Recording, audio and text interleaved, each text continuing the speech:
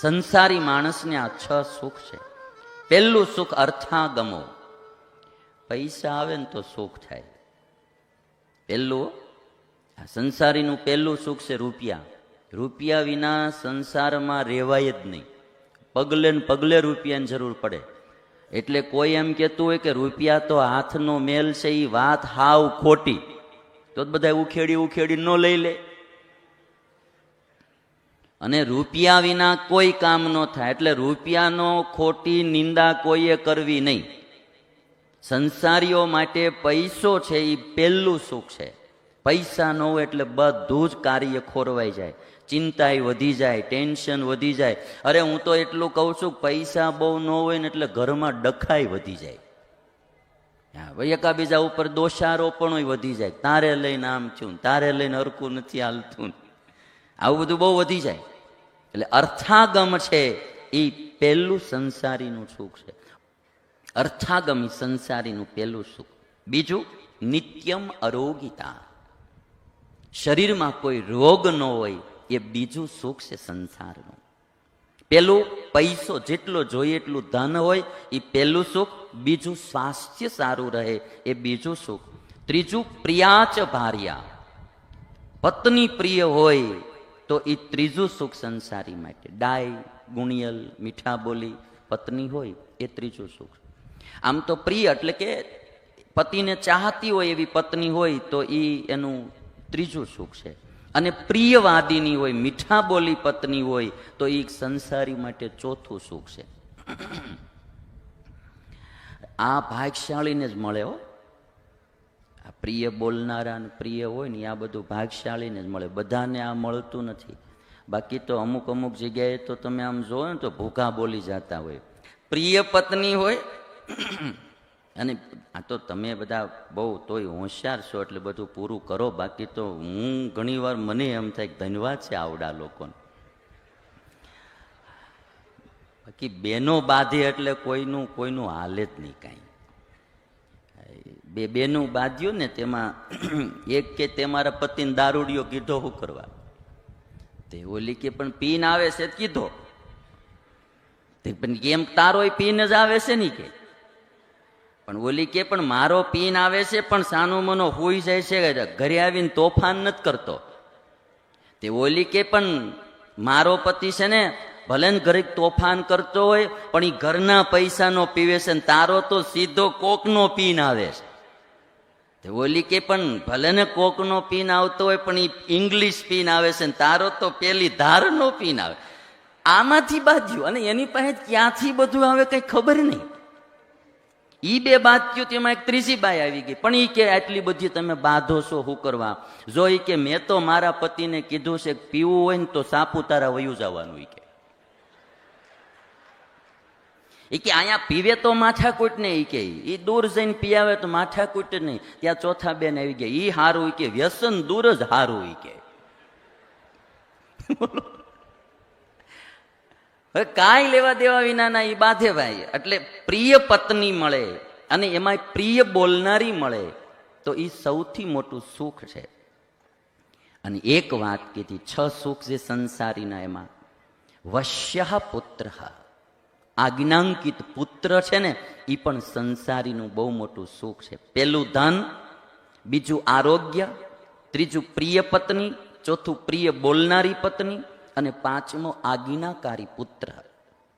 આજ્ઞામાં રહેતો હોય, આપણા વશમાં રહેતો હોય એવો પુત્ર, જે ઉદ્ધત ન હોય, સ્વચ્છંદી ન હોય એવો પુત્ર એ સંસારીનું સુખ છે. અને અર્થ કરી ચ વિદ્યા, વિદ્યા એની પાસે કાંઈ હોય પણ એનું પ્રયોજન સિદ્ધ કરે એવી એનામાં કોઈ કળા આવડત કંઈ પણ હોય એ એનું એક મોટું સુખ છે. અને પછી એક વાત કરી, એક સુખ બીજું પણ બતાવ્યું, માથે ઋણ ન હોય ને એ પણ બહુ મોટું સુખ છે સંસારી માટે. માથે દેવું ન હોય એ સૌથી મોટું સુખ છે. દેવાવાળાને બિચારાને શાંતિ ન હોય. ઉઘરાણીવાળા માળા ગમે ત્યારે આવીને ઉઘરાણીઓ કરે અને આખો પ્રસંગ બગાડી નાખે. નીવડાને કાંઈ શરમ ન હોય. લગ્નમાં ગયા હોય ત્યાં ઉઘરાણી કરે, રિસેપ્શનમાં ગયા હોય ત્યાં ઉઘરાણી કરે, બે માણાની વચ્ચે. પછી અંગુર રબડી ખાતા હોય તો એમ લાગે કઢી ખાઈ છે. પછી અંગુર રબડી જેવું લાગે નહીં, આખું ભોજન બગાડી નાખે ઉઘરાણી વાળા. એટલે માથે ઋણ ન હોય ને, એ પણ એક બહુ મોટું સંસારી માટે સુખ છે. બહુ ઋણ ન કરવું, આ વાત તમે બધા લક્ષ્યમાં રહેજો. બહુ અતિ વ્યાજે પૈસા ન લેવા. એટલે આ એ માપસરનું હારું. બહુ બહુ બેંકોની શિષ્યું ન લેવ્યું, પછી છે ને માથાકૂટ છે. હવે મને લાગે છે આ બધાને બેંકો ઉપર અમી દ્રષ્ટિ થઈ લાગે છે. અતિ ઋણ વાળો માણસ સુખીથી સૂઈ ન શકે. જો એક ઘરનું મકાન હોય, એક ગાડી હોય, ખાધે પીધે સુખી હોય, આપણા વરાપ્રસંગ બધા ઉકલતા હોય, એટલું સેફ રાખીને જેટલી પ્રગતિ કરવી હોય ને એટલી કરવી. ઘણી વાર તો બધું જ માણા હોડમાં મૂકીને એટલો બધો જાય છે ને પછી કંઈક ધંધામાં ખોટ જાય તો ઘરનું મકાને નો રે, કાંઈ ગાડી નો રે, ખાવાનું નો રે, કાંઈ નો રે. આટલા બધા ઓવર સાહસ નો કરવા. પહેલું સુખ અર્થાગમો. પૈસા આવે ને તો સુખ થાય. પહેલું સંસારીનું પહેલું સુખ છે રૂપિયા. રૂપિયા વિના સંસારમાં રહેવાય જ નહીં. પગલે ને પગલે રૂપિયાની જરૂર પડે. એટલે કોઈ એમ કહેતું હોય કે રૂપિયા તો હાથનો મેલ છે, એ વાત હાવ ખોટી. તો બધા ઉખેડી ન લઈ લે. અને રૂપિયા વિના કોઈ કામ ન થાય. એટલે રૂપિયાનો ખોટી નિંદા કોઈએ કરવી નહીં. સંસારીઓ માટે પૈસો છે એ પહેલું સુખ છે. પૈસા ન હોય એટલે બધું જ કાર્ય ખોરવાઈ જાય, ચિંતા વધી જાય, ટેન્શન વધી જાય. અરે હું તો એટલું કહું છું, પૈસા બહુ ન હોય ને એટલે ઘરમાં ડખાઈ વધી જાય. ભાઈ એકાબીજા ઉપર દોષારોપણ વધી જાય. તારે લઈને આમ થયું, તારે લઈને હરકું નથી હાલતું, આવું બધું બહુ વધી જાય. એટલે અર્થાગમ છે એ પહેલું સંસારીનું સુખ છે. અર્થાગમી સંસારીનું પહેલું સુખ. બીજું નિત્યમ અરોગિતા. શરીરમાં કોઈ રોગ ન હોય એ બીજું સુખ છે સંસારનું. પેલું પૈસો જેટલો જોઈએ એટલું ધન હોય એ પહેલું સુખ. બીજું સ્વાસ્થ્ય સારું રહે એ બીજું સુખ. ત્રીજું પ્રિયાચ ભાર્યા. પત્ની પ્રિય હોય તો એ ત્રીજું સુખ સંસારી માટે. ડાય, ગુણિયલ, મીઠા બોલી પત્ની હોય એ ત્રીજું સુખ. આમ તો પ્રિય એટલે કે પતિને ચાહતી હોય એવી પત્ની હોય તો એ એનું ત્રીજું સુખ છે. અને પ્રિયવાદીની હોય, મીઠા બોલી પત્ની હોય તો એ સંસારી માટે ચોથું સુખ છે. આ ભાગશાળીને જ મળે હો. આ પ્રિય બોલનારા પ્રિય હોય ને આ બધું ભાગશાળીને જ મળે. બધાને આ મળતું નથી.